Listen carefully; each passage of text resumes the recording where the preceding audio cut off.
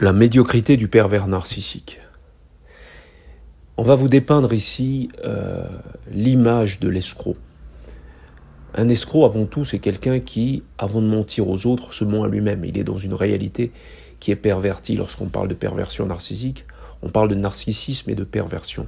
De perversion, donc de pervertir. Pervertir la réalité pour la faire cohabiter ou pour la faire ressembler à ce que l'on voudrait être par narcissisme. Donc, tous les escrocs que vous rencontrerez seront des gens qui ont pour finalité de vous séduire. Séduire pour s'octroyer des privilèges de votre part. Donc, reconnaître un pervers, c'est facile. Le pervers est quelqu'un qui est constamment en mouvement. C'est quelqu'un qui bouge beaucoup. C'est quelqu'un qui va en faire des tonnes pour que vous le repérez. Mais on ne va pas parler seulement de pervers ici. On va parler surtout d'inconsistance. C'est-à-dire que le pervers a ça de particulier, qu'il arrive tellement à paraître qu'on oublie qu'il n'existe pas, il n'a pas de fond. Donc c'est quelqu'un qui sera toujours à la hauteur, selon ses dires, de ce que vous recherchez. Si vous cherchez quelque chose, il dira « oui, moi je peux avoir ça. Oui, moi je peux faire ça ».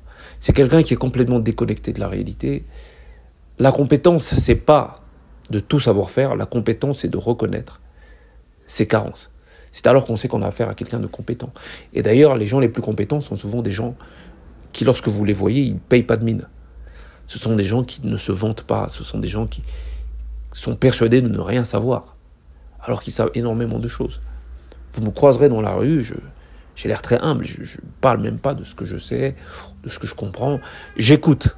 Et c'est cette écoute qui vont générer donc chez moi une psyché qui sera supérieure ou une capacité de réflexion qui sera supérieure à la moyenne. Une capacité de remise en question que j'ai. Cette capacité de remise en question me permet de voir au-delà du commun. Le commun, beaucoup de gens, y compris le pervers, n'arrive pas à voir au-delà de lui-même. Il est dans une carence originaire. À l'origine, son problème, c'est une carence. Et il va essayer de combler cette carence, non pas par le fait de se remplir par le savoir, par quelque chose de vrai, mais il va donner l'impression d'être rempli. Et quand son interlocuteur croira à ses mensonges, c'est alors qu'il aura l'impression d'exister. Donc si vous faites semblant avec un pervers, il ne fait pas du tout la distinction entre la ruse et la réalité.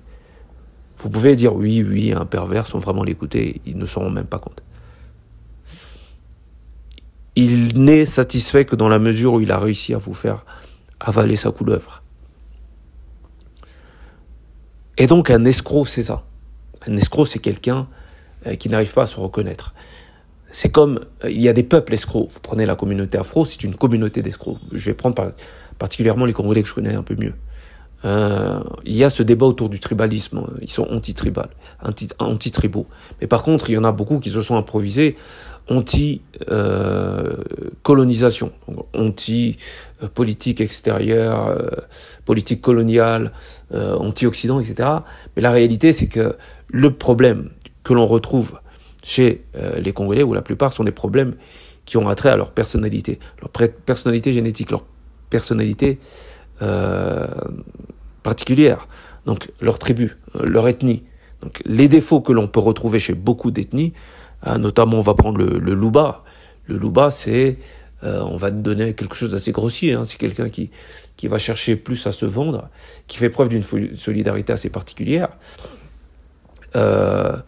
Et donc il fait preuve d'une solidarité assez particulière, qui va mentir en groupe, vous voyez, ce genre de particularité. Et donc, il y a des particularités partout. Je vais prendre le Caroun, le Caroun que je connais aussi, parce que, je connais très bien. Et donc, le Caroun, il est très pro-matriarcat, il est issu d'un empire, mais il a basculé vers quelque chose qui tend vers la gynécocratie, ce qui fait qu'aujourd'hui, le Caroun est un homme qui est très faible devant les femmes, et ça en fait un homme V, voilà. Il y a des particularités dans toutes les ethnies, ne vous inquiétez même pas. Mais le Congolais va donc fuir cette réalité, qui est de faire une introspection historique, et de ne pas voir dans l'ennemi visible, c'est-à-dire le Belge pour le Congolais de la RDC ou les instances internationales, ou je ne sais pas quelle dope, essayer de se voir lui-même, déjà, concevoir qu'il existe, c'est très difficile pour un Congolais lambda, mais voir donc dans ses particularités les zones de ressemblance qu'il a avec les autres. Donc, et surtout, voir ses défauts. Moi, c'est en connaissant les défauts de mon ethnie que j'ai su donc, combattre une tare qu'il y avait en moi, c'est-à-dire la particularité de l'homme vagin. J'ai été un homme vagin. J'étais fondamentalement, c'était étatique.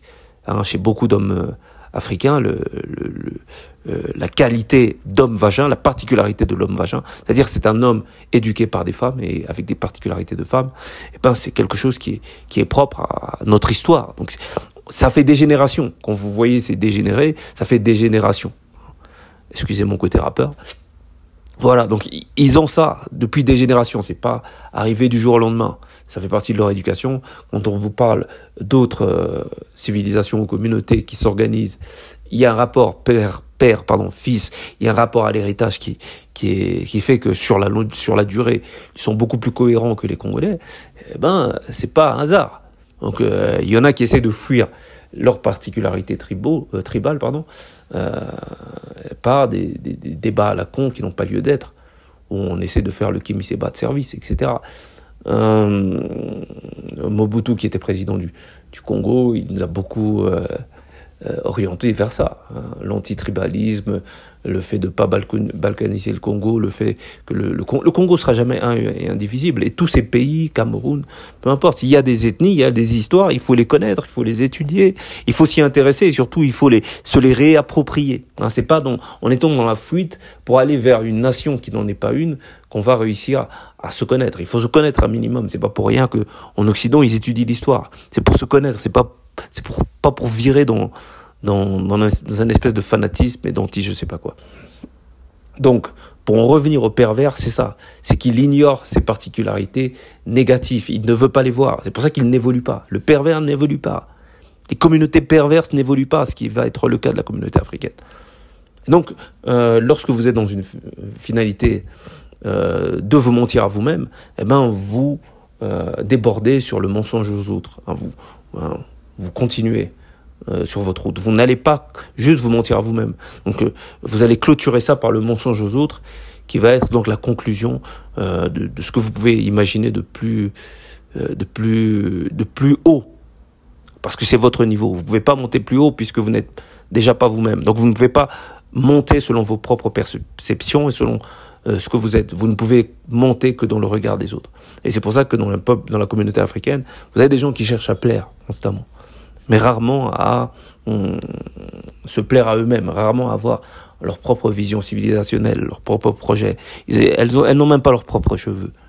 J'ai vu une nana qui avait ses cheveux jusqu'aux genoux, là, ses mèches jusqu'aux genoux, la go. Et elle les trouvait super beaux. Donc, c'est un peuple complètement perdu. Et le pervers, c'est ça. C'est quelqu'un qui veut se perdre dans son délire, dans son fantasme. C'est-à-dire, lorsque vous fantasmez blanc, vous voulez pas qu'on vous rappelle que vous êtes noir, donc vous voulez pas qu'on vous parle de votre histoire. Et lorsque vous parlez de votre histoire, ça va être comme les Kémites. En carton, ça va être, oui, nous étions des rois, non. On parle de son histoire pour ne pas refaire les mêmes erreurs. Donc, on parle du négatif. Non pas pour basculer dans la négativité, mais pour ne plus refaire les mêmes erreurs. Donc, pour revenir au pervers et à l'escroc, en fait, il ne vous ment pas. L'escroc et le pervers narcissique, appelez ça comme vous voulez, il se ment à lui-même. Il est dans une réalité factice. Il est parmi vous, mais il est dans son délire. Mais pourtant, c'est celui qui a l'air le plus crédible parce qu'il est à fond dans le monde de la matière. La perversion narcissique, c'est la matière. C'est quelqu'un qui n'est pas du tout dans le monde interne, le spirituel, dans l'âme, dans ce qu'il est. Et c'est pour ça qu'une communauté de pervers, c'est une communauté attrait sur la féminité. C'est une communauté féminine. On peut le voir à travers notamment la France actuelle, hein, qui n'a plus rien de masculin. Et donc c'est une nation pervertie, qui pervertit ses propres intérêts. Et par pervers, j'entends, vous voyez, hein, au sommet de l'État, quelqu'un qui est marié, on ne sait pas trop ce que ça cache. Voilà, hein, tout est perverti. Un semblant de virilité, lorsque on veut se confronter aux Russes, où se situe un pays où se situent des hommes virils véritables, tout le monde peut le voir. Et alors, on va nous mettre quelqu'un qui nous amène à douter de ses particularités masculines. Et celui-là va commencer à vouloir jouer les bonhommes en face d'un véritable bonhomme. C'est ce que j'entends par société perverse. Et c'est ce qui va caractériser aussi le monde noir, hein, avec tous ces hommes V qui vont jouer la carte de la virilité lorsqu'ils sont, comment on va dire ça, lorsqu'ils sont instrumentalisés par les systèmes qui feront d'eux des racailles ou des thugs, hein, des rappeurs à la con. Et donc il n'y a que lorsqu'ils sont instrumentalisés qu'ils joueront la carte de la virilité, ou dans des pornos. Mais la virilité qui consiste à bâtir une nation, ils ne l'ont pas, parce qu'ils n'ont pas d'identité. Et c'est ça le propre même du pervers, c'est un manque d'identité. Et c'est à travers le reflet de l'identité de l'autre qu'il va se percevoir, et donc c'est dans le regard de l'autre qu'il peut se reconnaître. Il ne se reconnaît pas lui-même parce qu'il est totalement vide et inexistant. Ça peut être très déroutant d'être ou de discuter avec quelqu'un qui n'est que dans l'escroquerie. Sachant qu'en plus de ça, on se considère tous comme plus intelligents qu'on l'est réellement. Et donc, c'est facile pour une personnalité perverse, donc une personnalité qui est dans la para, et dans la matière, de prétendre. C'est beaucoup plus facile de mentir que de dire la vérité. Lorsque vous êtes dans la facette, vous êtes dans la réalité ambiante. C'est-à-dire ce que tout le monde connaît déjà. Et les gens ont plus facile à croire en ce qu'ils connaissent déjà qu'en ce qu'ils ignorent. Celui qui est dans le savoir, c'est celui qui saute dans le vide. Et donc il est dans quelque chose que personne ne peut anticiper. Et c'est la raison même de sa supériorité sur les autres. Ce qui fait de vous quelqu'un d'intelligent, c'est votre créativité. Et donc votre capacité à pouvoir voir des choses que le commun ne voit pas. Et ce qui fera de vous aussi un businessman, ce sont ces mêmes qualités. Faire un business, comme disait un frère du cercle, Vertu, un business, c'est créer. Vous créez en fonction d'une demande, mais en tout cas, vous créez quelque chose. Et l'escroc, il est tellement dans la reproduction que lorsque, par exemple, il achète un appartement, il pense qu'il a évolué sur le plan du business. On peut faire beaucoup de sommes sans pour autant avoir un business. On peut faire une petite somme et avoir un business. Tout dépend de la création et de la créativité. Le business, c'est la créativité. Et c'est un peu comme dans tout. Et c'est pour ça qu'on est dans une époque d'escrocs. On est dans une époque perverse, parce que là où celui qui ne crée pas peut prétendre être créatif à travers ce qu'il possède, c'est-à-dire de l'argent, des appartements, ou peu importe, eh ben, celui qui crée aura du mal à faire valoir sa création, puisque on est embrouillé. Et c'est ça la finalité même d'un monde où le pervers se sent bien. Au plus c'est troublé, au plus la période est troublée, au plus les gens ne sont pas eux-mêmes, et donc on peut parler de revendications stériles comme les particularités que l'on peut observer aujourd'hui en Occident, hein, avec de nouvelles revendications de genre, etc. On n'est plus dans des revendications réalistes sur l'identité. L'identité, c'est ce qu'on est, et on ne peut plus se définir. C'est la raison pour laquelle on va parler de ce genre de thématique. C'est pour ne plus que personne ne se définisse de manière claire. Et là, on ne peut pas se définir de manière claire, c'est là où la perversité émerge. Et donc, c'est un règne de nanas. Les nanas sont très amies avec les personnalités improbables, ou les genres qui ne se définissent pas, ou qui ne sont pas concrets, ou qui ne sont pas du tout liés à la tradition. Donc on a des nouveautés liées ou apportées par la modernité qui ne permettent pas une définition de ce que nous sommes, parce que la définition de ce que nous sommes nous renvoie à notre histoire et nos traditions. Et donc, la femme étant dans la matière, mais perdue dans une réalité qui est que tout ce qui est troublé, elle se reconnaît dans ça. Elle se reconnaît dans ce qui est trouble. Donc elle va très bien s'entendre, bien mieux avec des homosexuels qu'avec des hétéros, avec des hommes hétéros. Et donc elle aura un problème avec les hommes hétéros, tout en étant attirée par des hommes hétéros. Je n'aime pas les bad boys, mais c'est ceux qui m'attirent et c'est ceux avec qui je finis. Je prétends aimer les gentils, alors qu'en réalité je les méprise. Mon meilleur ami est gay. Voilà, donc on a tout de la perversion. Et je dis souvent ici sur cette chaîne que l'homme pervers, c'est qu'un homme qui se comporte comme une nana. J'ai une nouvelle personne qui a intégré le cercle et qui me dit que son père était pervers, narcissique. Et lorsqu'il me décrit son père, il me le décrit comme un séducteur. Et d'ailleurs, c'est à travers son père qu'il a développé des qualités de séducteur. Vous voyez, c'est ce que je dis depuis le début. C'est que le pervers, ou celui qui est dans la perversion, celui qui est dans l'escroquerie, il a tout à gagner à paraître. Et donc, il va s'atteler à développer une personnalité qui lui donne l'impression d'exister quand en réalité, il est vide. Et donc, il va s'inspirer de tout ce qu'il y a autour de lui dans son environnement pour se créer un personnage. C'est la particularité du mythomane, c'est qu'il n'est pas bien dans ce qu'il est. Il y avait un mythomane très connu comme ça qui passait son temps à baratiner à sa famille qu'il allait travailler ou qu'il était je sais plus quoi médecin, et sa famille s'est rendu compte qu'en fait c'était un escroc. Eh ben il les a tous dézingués. L'escroc, il est comme ça. C'est que pour faire croire aux autres un mensonge, il doit y croire lui-même. Et il se flatte du mensonge qu'il raconte lui-même. Il aime ça. Il aime se mentir à lui-même et mentir aux autres. C'est alors qu'ils se sont existés.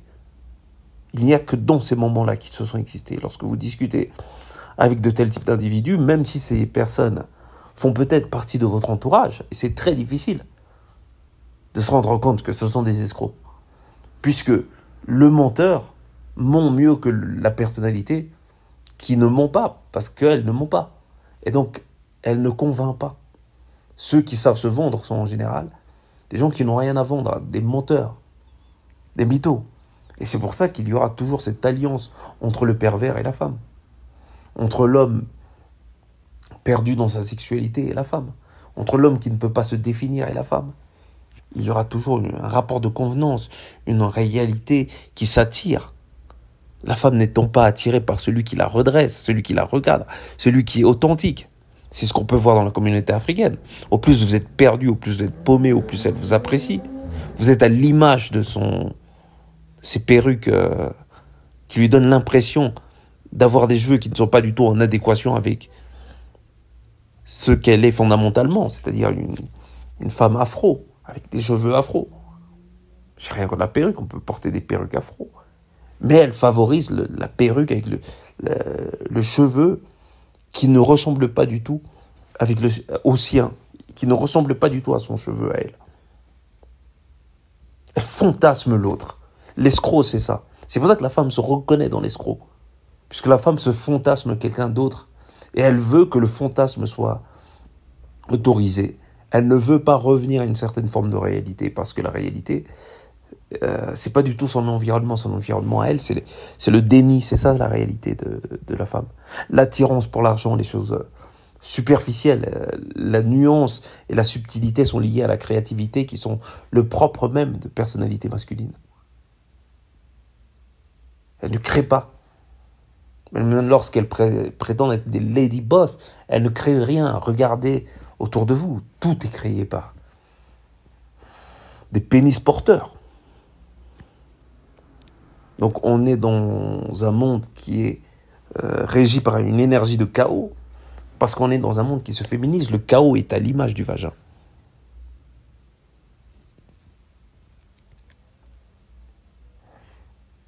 Et l'escroc est dans une énergie féminine. La volonté de se travestir, de se déguiser. Le maquillage, tout ça, c'est le propre même de l'énergie féminine. Et l'escroc est dans une énergie féminine. Et lorsque vous croisez de telles personnalités, si vous êtes un homme aguerri, un guerrier ou quelqu'un qui est authentique, ça va être très difficile de supporter l'homme escroc, le menteur, celui qui n'a pas de parole. Mais par contre, vous allez vous rendre compte que la majorité des hommes vagins autour de vous sont séduits par ce type d'homme, adorent et aiment ce type d'homme, et ne se rendent même pas compte des particularités de ce type d'homme, même lorsque vous les affichez. C'est gros comme le nez sur le visage, mais eux ne le voient pas. Et si vous parlez du pervers à un public de débiles, naïfs, ils vont même penser que c'est vous le pervers. Même si vous leur montrez des évidences. Le commun est comme ça. Le commun est féminisé. Je parle du commun des hommes. Le commun des hommes est féminisé, castré, reclus dans la stupidité, dans le suivisme, dans le plagiat, la mythomanie, la singerie, c'est-à-dire ils singent l'autre, ils singent ceux qu'ils ont perçus. Ils veulent faire des beaux mariages, même s'il n'y a plus personne à marier, puisque les filles sont dans une caractéristique, ou les femmes sont dans des caractéristiques aujourd'hui qui ne les permettent pas d'être de bonnes épouses. Ils veulent juste le faire, ils payent des dots à des prix faramineux. Ils ne se reconnaissent pas eux-mêmes, ils sont dans la configuration de l'escroc. Leur vie est une escroquerie. Et ils participent à cette escroquerie. Et ils feront tout pour éloigner de la lumière ceux qui veulent briller de par leur vérité. C'est le monde du mensonge et du masque, un masque qui ne doit jamais tomber. Et ceux qui maintiennent le masque sur le visage de tout le monde, ce sont les femmes, les hommes complètement paumés, castrés, conditionnés à être comme ça, éduqués par des nanas, faussement virils, avec des couples faussement amoureux. C'est ça la réalité aujourd'hui. Avec des nanas qui parlent de leurs gars sur TikTok et qui les dénigrent ouvertement, eux-mêmes ne s'en rendent même pas compte. Parce qu'ils sont fauchés, ils n'ont pas assez de poids pour donner leur opinion. Alors, ce déséquilibre homme-femme, certains en profitent pour rabaisser les hommes de leur environnement, pour se donner une certaine hauteur, alors qu'elles ne sont pas du tout dans la créativité. La période de l'escroc, c'est la période que l'on vit, la période de l'escroquerie. Il n'y a pas de pervers narcissique, il y a une époque perverse et narcissique. Et ceux qui ont ces caractéristiques-là sont juste des hommes faibles. Je ne parle même pas des nanas, parce que pour moi, la perversion narcissique, c'est même pas quelque chose de particulièrement déroutant chez les femmes. C'est quelque chose qu'on remarque aussi assez souvent dans leurs caractéristiques à pouvoir toujours mentir et pour se tirer d'affaire, etc. Même si il y a des cas qui sont quand même assez excessifs, où on peut vraiment parler de personnalité perverse. J'ai connu ce type de nana qui cherche la relation dans une finalité de vous détruire. Ça, c'est le niveau supérieur. C'est alors qu'on va parler de perversion narcissique. Comme on peut le voir avec ces femmes africaines qui essayent toujours, ou qui sont rebutées par l'homme qualitatif africain et qui par la suite vous diront que les hommes afro préfèrent les femmes blanches alors qu'elles refusent de jouer le jeu. Elles refusent de rentrer dans leur énergie féminine. Elles veulent jouer les bonhommes, elles veulent remettre en question tout ce que disent leurs hommes, et après, par la suite, les traiter d'incapables, parce que ceux-ci ne jouent pas le jeu, Et alors c'est à eux de se plier à leur réalité, c'est plus à elles de jouer le sexe passif. Rêve-t-elle d'un pénis peut-être? On est en droit de se poser la question. Peut-être de l'homosexualité refoulée à travers une relation prétendument hétérosexuelle avec des finalités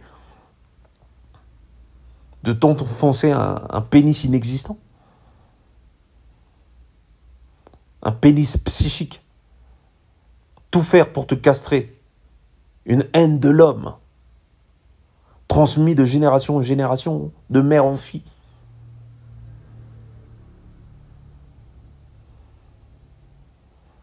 Bienvenue dans cette époque perverse. Bienvenue dans le cercle. On est là pour en parler. Merci, au revoir.